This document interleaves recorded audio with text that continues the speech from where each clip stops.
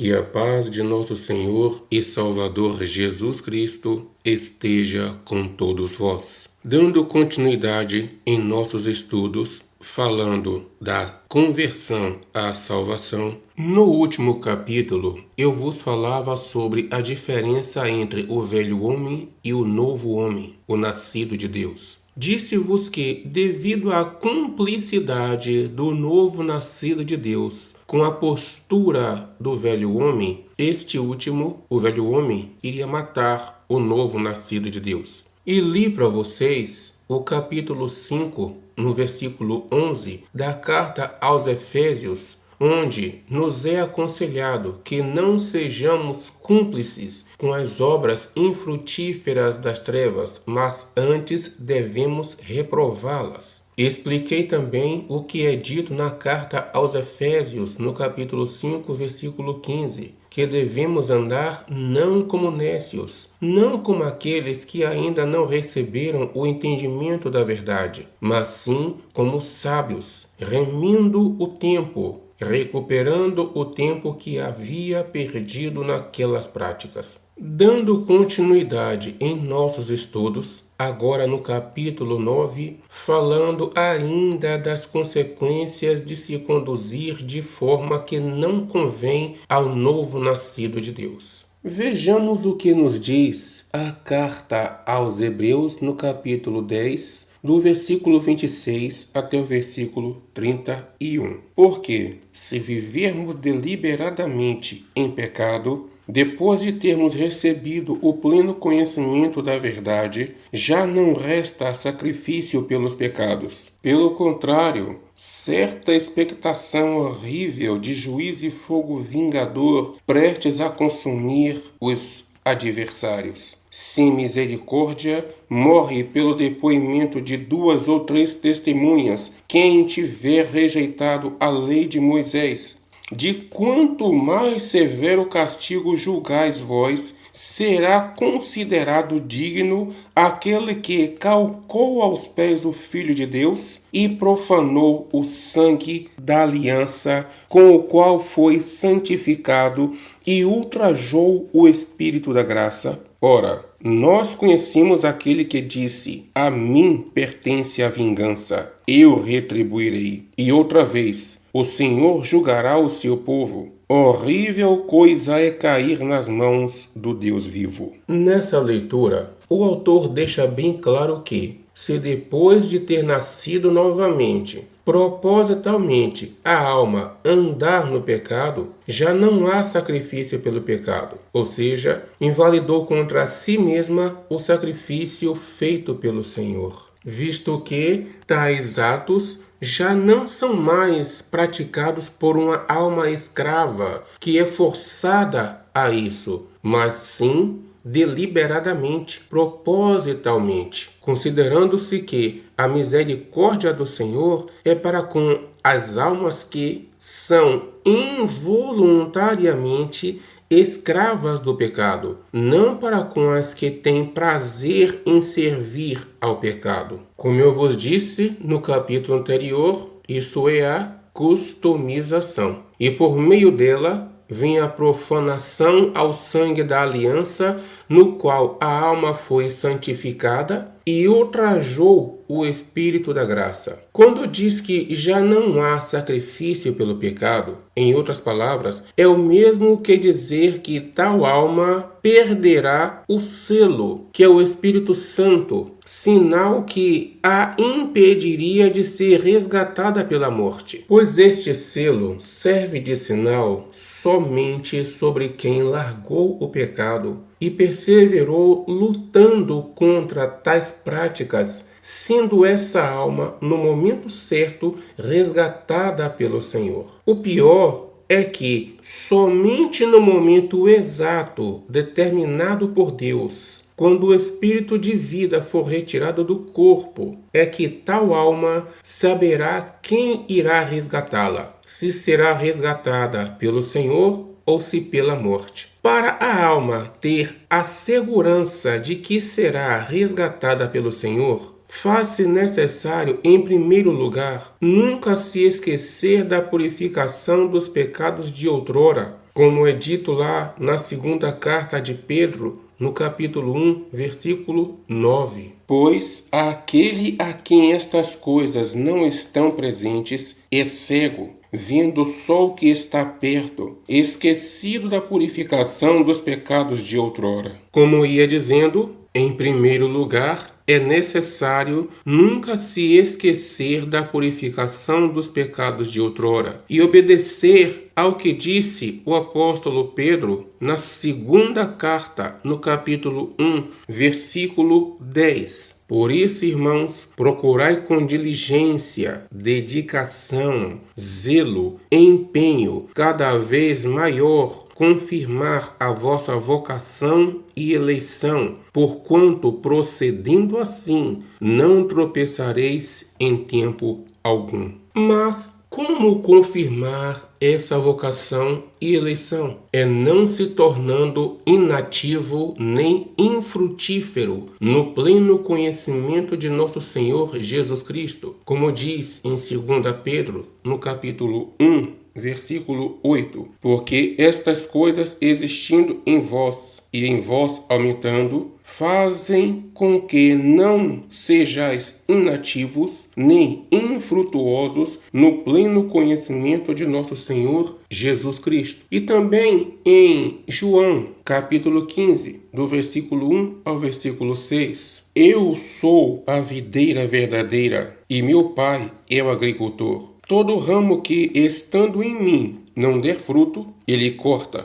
e todo o que dá fruto, limpa, para que produza mais frutos ainda. Vós já estáis limpos pela palavra que vos tenho falado. Permanecei em mim, e eu permanecerei em vós. Como não pode o ramo produzir fruto de si mesmo, se não permanecer na videira, assim nem vós o podeis dar, se não permanecerdes em mim. Eu sou a videira, vós os ramos. Quem permanece em mim e eu nele, esse dá muito fruto, porque sem mim nada podeis fazer. Se alguém não permanecer em mim, será lançado fora à semelhança do ramo e secará, e o apanham, lançam no fogo e o queimam. E ainda nesse mesmo capítulo 15, no versículo 16, o Senhor Jesus Cristo diz: não fostes vós que escolhestes a mim. Pelo contrário, eu vos escolhi a vós outros e vos designei para que vades e des fruto,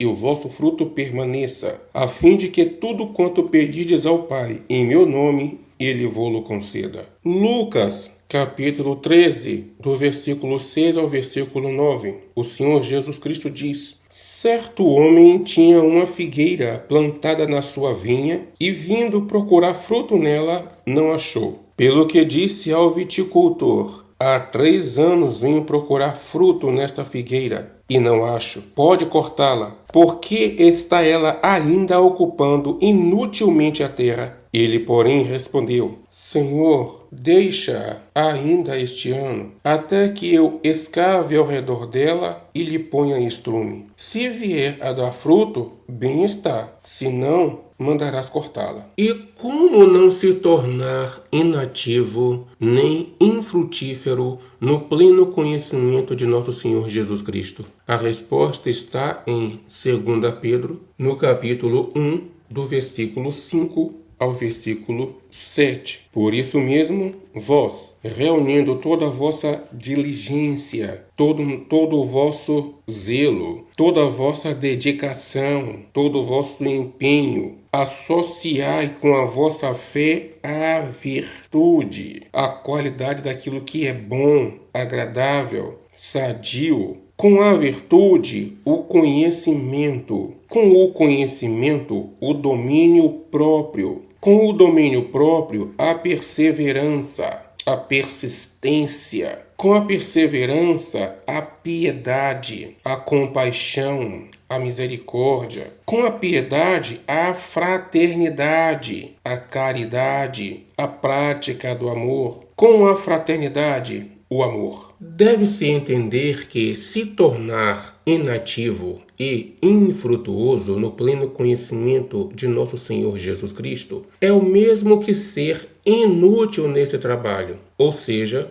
é o não trabalhar, não cooperar para a propagação do pleno conhecimento de nosso Senhor Jesus Cristo e, por consequência, não ter frutos. Veja o que o próprio Senhor Jesus Cristo disse em Lucas capítulo 13, do versículo 6 ao versículo 9, que eu li há pouco tempo para vocês. O próprio Senhor diz que a figueira, na qual há 3 anos o Senhor ia procurando frutos nela e não achou, e ele mandou cortá-la. E ainda disse: por que está esta figueira ainda ocupando inutilmente a terra? Mateus, no capítulo 25, do versículo 26 ao versículo 30, o Senhor Jesus Cristo diz: respondeu-lhe, porém, o Senhor: servo mau e negligente, sabias que ceifo onde não semeio e ajunto onde não espalhei? Cumpria, portanto, que se entregasse o meu dinheiro aos banqueiros, e eu, ao voltar, receberia com juros o que é meu. Tirai-lhe, pois, o talento e dai-o ao que tem 10, porque a todo o que tem se lhe dará, e terá em abundância. Mas ao que não tem, até o que tem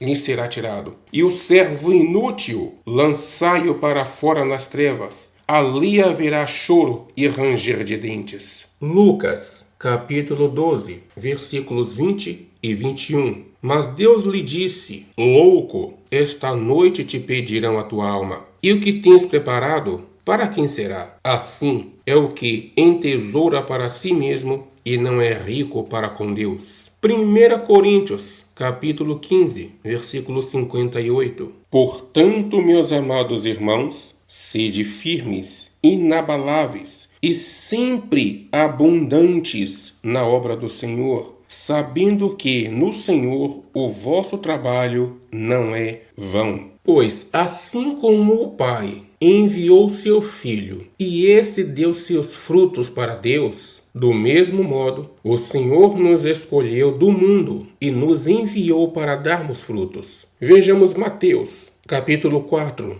versículo 19. E disse-lhes: vinde após mim, e eu vos farei pescadores de homens. João, capítulo 15, versículo 16. Não fostes vós que me escolhestes a mim, pelo contrário, eu vos escolhi a vós outros, e vos designei para que vades e deis fruto, e o vosso fruto permaneça, a fim de que tudo quanto pedirdes ao Pai em meu nome, ele vô-lo conceda. Todo aquele que é nascido de Deus é um galho enxertado na videira que é o Senhor Jesus Cristo. A função de cada galho não é parasitária, mas sim ativamente produtiva de frutos que permaneçam. Vejamos o que disse o profeta João Batista lá no livro de Mateus, no capítulo 3, no versículo 8. Produzi, pois, frutos dignos de arrependimento.